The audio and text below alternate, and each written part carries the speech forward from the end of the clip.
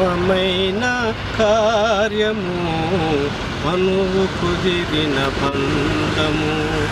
ఏక శరీరముగాను క్రీస్తు శిరసైందెను ముడతైనను కలకమైనను లేని ఈ సంబంధము ముడతైనను కలకమైనను లేని ఈ సంబంధము పరిశుద్ధముగా నిర్దోషముగా యేసు అవయవమాయను మర్మమైన కార్యము బంధము తల్లిదండ్రిని విడచి పురుషుడు భార్యను ఇక హత్తుకొను తల్లిదండ్రిని